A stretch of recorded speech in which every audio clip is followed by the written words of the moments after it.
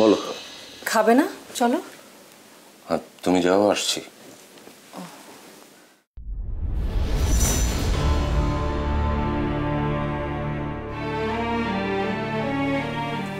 শোনো,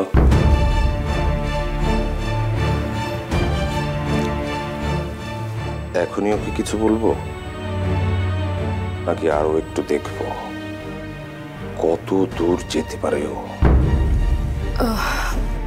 কিছু বলবে?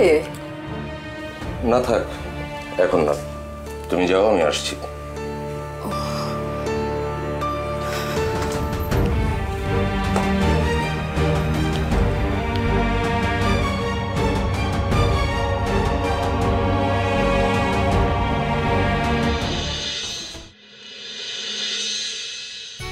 সুপ্রিয় দর্শক মণ্ডলী, সবাইকে স্বাগত জানাচ্ছি টুর্নামেন্টের সবচেয়ে আকর্ষণীয় খেলায় সুপার কিংস বনাম ক্রেজি লায়ন্স।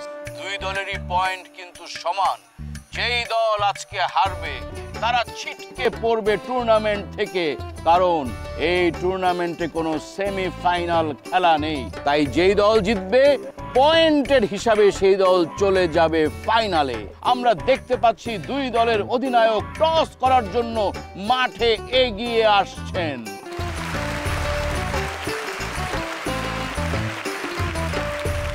টসে জিতে ব্যাটিং করার সিদ্ধান্ত নিয়েছেন সুপার কিংসের অধিনায়ক আয়ান।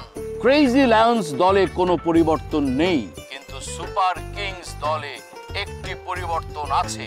টিঙ্কুর পরিবর্তে দলে এসেছেন মাশরাফি। হ্যাঁ, মাশরাফি জুনিয়র। নামটা শুনেই কিন্তু মনে যাচ্ছে কৌতূহল।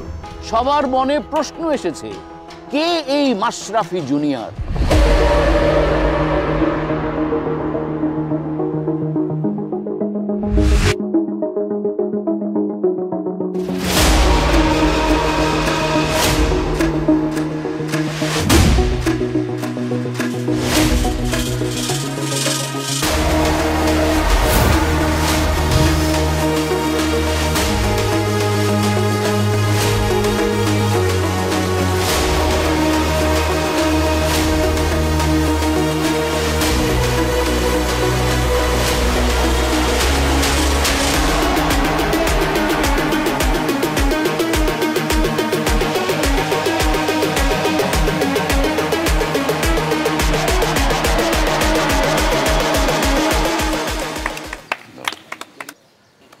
শোনেন, প্রথম 2 ওভার দেখে শুনে খেলবা, তারপর থেকে রান বাড়াইতে হবে।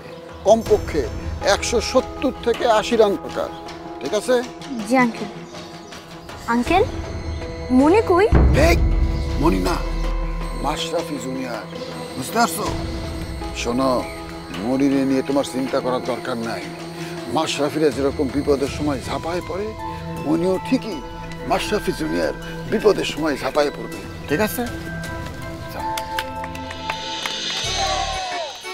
ইতিমধ্যে মাঠে নেমে পড়েছে সুপার কিংসের 2 ওপেনার আয়ান এবং শান্ত।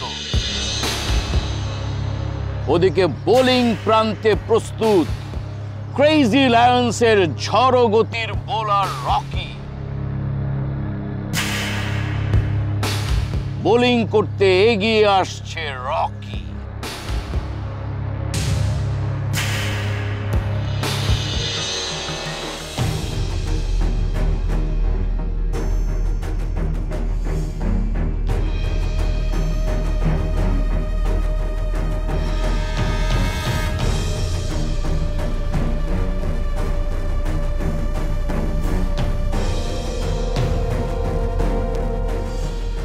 সুপার কিংসের অধিনায়ক আয়ান খুব বুঝে শুনে প্রথম 2টি বল খেললেন। তাদের কিন্তু অনেক বড় একটা স্কোর দরকার, কারণ ক্রেজি লায়ন্সের আছে অত্যন্ত শক্তিশালী একটি ব্যাটিং লাইনআপ।